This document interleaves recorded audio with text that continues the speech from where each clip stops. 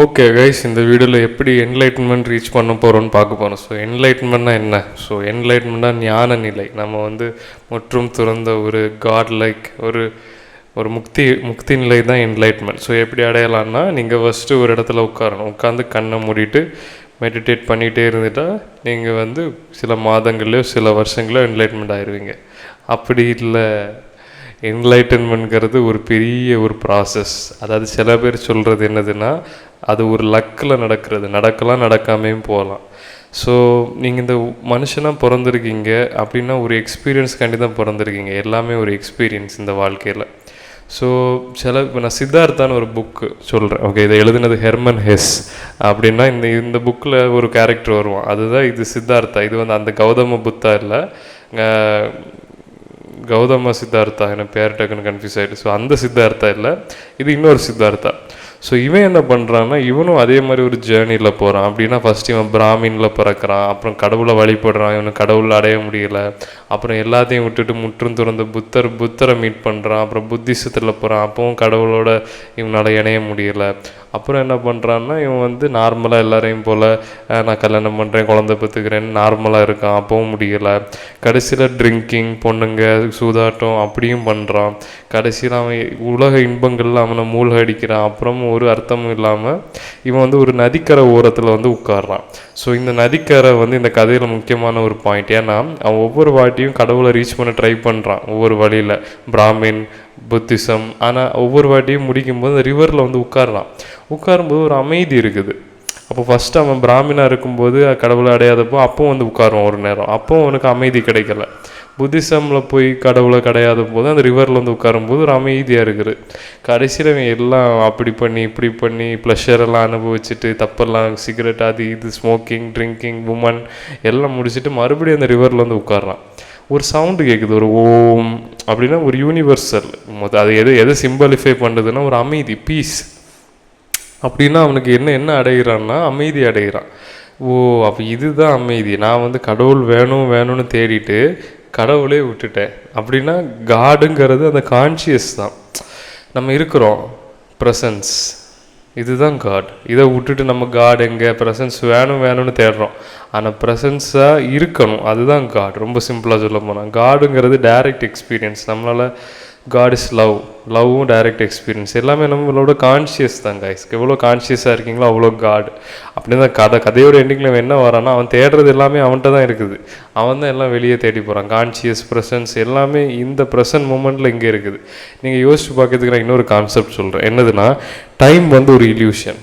நம்ம நேரம் சொல்கிறோம்ல, 10 மணி, 11 மணி, இது எல்லாமே ஒரு மாயை. எப்படி சூரியன் வருது போகுது, ஓகே. இப்போ சூரியன் அங்கேயே இருந்துட்டா டைமும் போகாது, எல்லாமே அப்படியே இருக்கும். யோசிச்சு பாருங்கள், எல்லாமே அப்படியே தான் இருக்குது. நம்ம தான் டைம் போகுதுன்னு நினைக்கிறோம். ஆனால் எல்லாமே அப்படியே யூனிவர்ஸில் ஒரே இது தான். நமக்கு ஏஜ் ஆகுது, ஓகே, தியரட்டிக்கலாக ஓகே. ஆனால் நான் மட்டும் இல்லை, ஆல்பர்ட் ஐன்ஸ்டைன் கூட சொல்லியிருக்கேன், டைம் அதை பற்றி தான் சொல்லியிருக்கேன், மறந்துட்டோம்னா அது ஒரு இல்யூஷன் மாதிரி.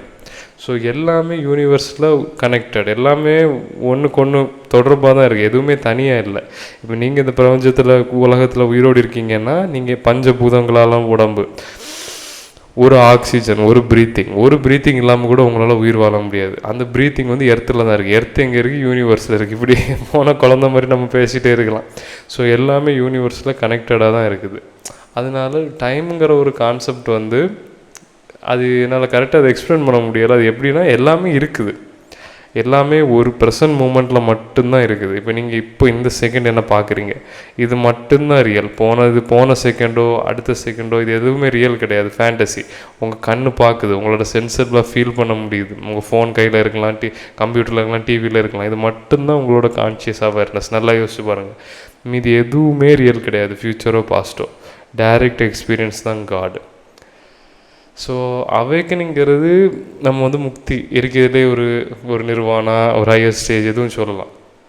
ஸோ அதை அடையிறதுக்கு நம்ம அடைய முடியுமா முடியாத நம்ம கையில் இல்லை. நம்ம என்ன பண்ணலான்னா, அடைய ட்ரை பண்ணலாம், கான்ஷியஸாக இருக்கலாம், மெடிடேட் பண்ணலாம். ஆனால் நான் இந்த வீடியோ மெயினாக நான் எதுக்கு சொல்ல வரேன்னா, என்லைட்மெண்ட்ங்கிறது நீங்கள் புத்தா மாதிரி ஒரு ரோபோ அந்த துணியை போட்டுட்டு, ஒரு ஆரஞ்சு கலர் துணியை போட்டுட்டு ஒரு இடத்துல உட்காந்து தியானம் பண்ண உடனே என்லைட்மெண்ட் ஆகுனா வாய்ப்பே இல்லை. நீங்கள் சீம ரிட்டன்ஷன் வந்து இந்த பிரம்மச்சாரியாக இருக்க போகிறேன்னா அதுக்கும் வாய்ப்பே இல்லை. எல்லாத்துக்குமே ஒரு பேலன்ஸ் என்னோட வே ஆஃப் திங்கிங் அண்டர்ஸ்டாண்டிங்கில்.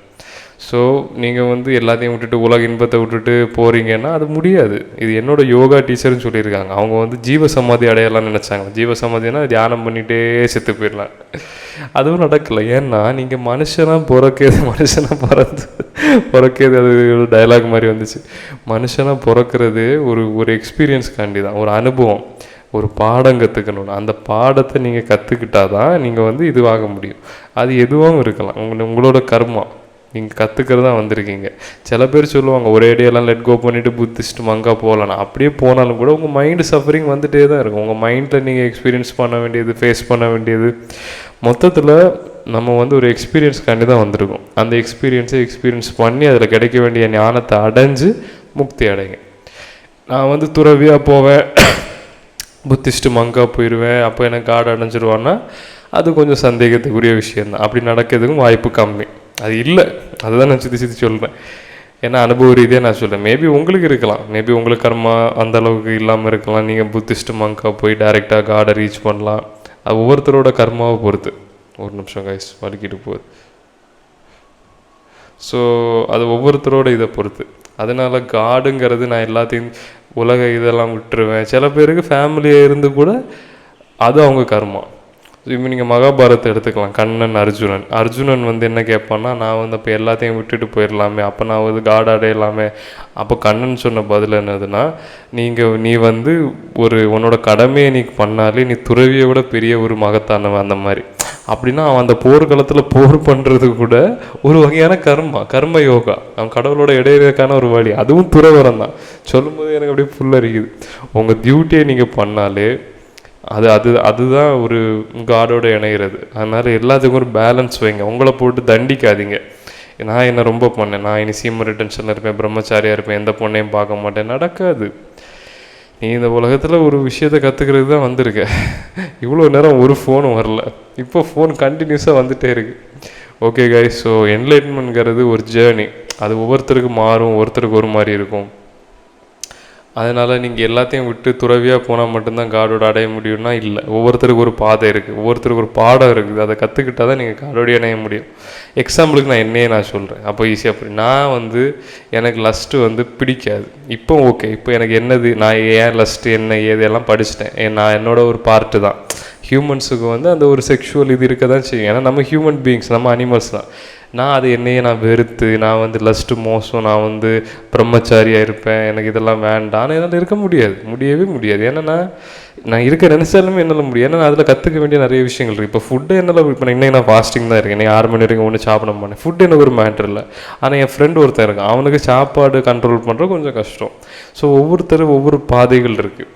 அதனால இப்போ நான் எக்ஸாம்பிளுக்கு லஸ்ட்டு அப்போ லஸ்ட்டில் எனக்கு என்னவோ இருக்குது. எக்ஸாம்பிளுக்கு இப்போ நான் ஒரு நல்ல பொண்ணை லவ் பண்ணி கல்யாணம் பண்ணி குழந்தை பெற்று எனக்கு வாழ்க்கையில் அப்படி கற்றுக்க வேண்டிய எக்ஸ்பீரியன்ஸ் பண்ண வேண்டிய விஷயங்கள் இருக்கலாம். அதனால அந்த லஸ்ட்டே தப்புன்னு பிரம்மச்சாரியாக போனேன்னா அந்த பாதை தடைப்படுது. நான் சொல்லுறது உங்களுக்கு புரியுதுங்களா?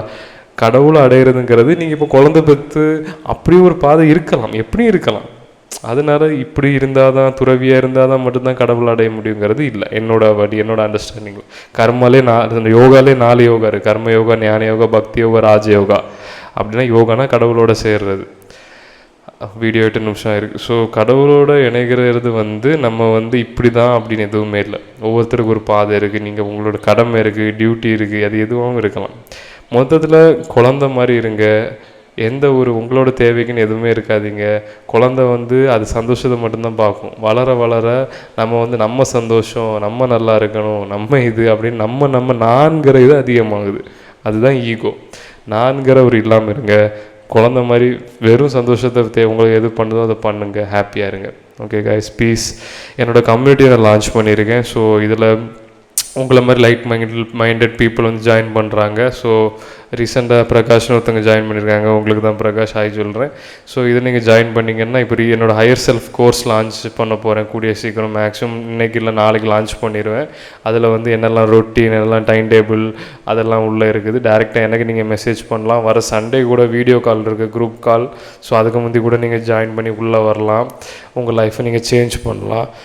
உங்களுக்கு அக்கௌண்டபுளாக நீங்கள், அதாவது நம்ம நினைக்கிறது வேறு, நம்மளை மாதிரி இருக்க ஆட்கள் கூட பழகி அவங்க கூட பேசி நம்ம டைம் டேபிள் செட் பண்ணி நம்ம லைஃப்பை சேஞ்ச் பண்ணுறது ரொம்ப பெட்டர்.